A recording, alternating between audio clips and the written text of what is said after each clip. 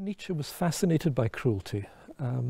One of the things he puts forward is that there's a real puzzle about how the human animal, that's his phrase, how the human animal gains the capacity to make promises and to take responsibility for its existence. How does it develop a selfhood, in other words? He notices that most of our life passes without our conscious attention. So our digestive system, our heart, all the organs of the body happen without any operation of the mind or the conscious selfhood in relation to it. But there's something very unusual, he says, about the fact that we have the capacity to develop a selfhood and also the capacity to turn against that selfhood in a kind of internal division. Now, at this point you can see, well, he's being philosophical, but he's also moving into the territory of psychology. And one of the things he proposes is that what really seals the person, what makes the person a self-aware person, is the experience of pain. Because he points out that it's the things that really hurt us that become deeply scarred and embedded in the self. So I think from this kind of almost thing that he notices about himself, he extends this to a kind of idea that somehow the self, the person, and culture have as their source and their root some kind of engagement with pain, cruelty, and suffering. And one of his suggestions is that bloodletting, killing, cruelty lies at the heart of every culture.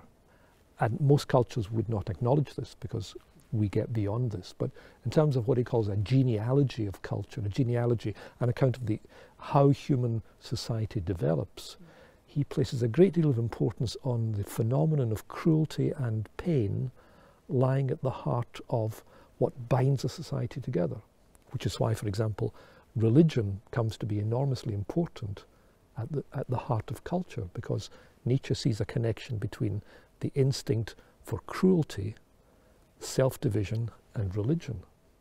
So he thinks that the human nature, human beings, are instinctively religious, but he doesn't understand by this that there is this movement in us towards truth and love. For him, religion and the religious instinct is an aspect of the way in which we're divided against ourselves and turn against ourselves in punitive, self-punishing ways. And again, you can see, I suspect, there's some kind of personal reflection on Nietzsche's part, because I think his experience of Christianity was of a particularly strong, punitive, self-hating type. And a lot of his hatred of Christianity comes from his rejection of that way of being himself, or that kind of anthropology. He just thought that this was a disastrous message to communicate to people. And in one of his writings, he has a particularly strong and very clear outline that, when I first read it, it just took my breath away. He describes what he calls the ladder of religious cruelty. And he says there are 3 rungs on that ladder. And the first rung on the ladder is where, in early human society, human beings sacrificed to God what was most important, what was dearest to them. And he points, for example, to the parts of the Jewish scriptures where Abraham is commanded by God to sacrifice Isaac. And there's no doubt that in the culture of the Middle East at the time, it was a relatively common thing in the surrounding cultures to sacrifice the firstborn son as an offering to God. And he also lists some of the aspects of cruelty associated with some of the Roman emperors.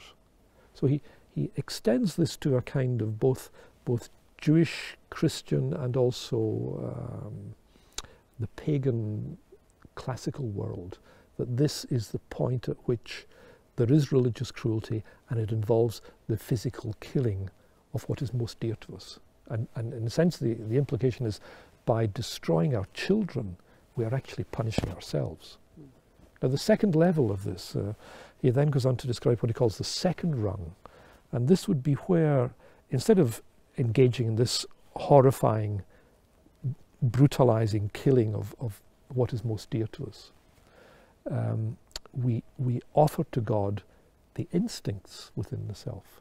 So it's the period of asceticism, the period of self-discipline, the period where, for example, instead of marrying and having a family, we live lives of being unmarried celibates, for example. And we exercise a whole asceticism with regard to our nature, our instincts, the emotions and the drives within us. And these are the things that are sacrificed to God spiritually. And again, for him, this is a way of turning against the self. So it's not a fulfillment. He's very suspicious of these religious movements of spiritual self-sacrifice and asceticism. And then what I mentioned, this took my breath away. The third stage of religious cruelty, the third rung on the ladder, is when we become atheists. And he's got this astonishing description that atheism is in fact the culmination of this religious instinct, because by denying ourselves belief in God's existence, by denying ourselves the belief that there is a goodness at the heart of reality, that there is a possibility of justice and the resolution of all the injustices in the world in some kind of cosmic harmony, it eventually resolves the dilemmas of existence. We deny ourselves this. So we turn against God, who is in fact the only possibility of our having and experiencing a meaning in terms of goodness and justice and love and truth. And he says we sacrifice this for the nothing. So the move into nihilism, which he sees to be at the heart of the atheist denial, is for him the culmination of the whole process of religious cruelty that goes through right from early history.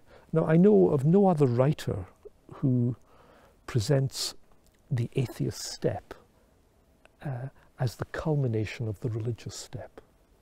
And that seems to me a remarkable insight, that he connects the move into the self-denial of atheism as the culmination of what it means to be religious as a person. And it's this association of religious sacrifice with atheistic sacrifice, disclosing, as Nietzsche holds, disclosing that at the heart of our reality is simply nothingness and emptiness, and that all our attempts to construct meaning are somehow fantasies with which we fill this void. But the human animal deep down is haunted by the inability to face up to the emptiness within, and it's also filled with a desire to turn against itself in a kind of pattern of destruction and ruination, both religiously and also atheistically.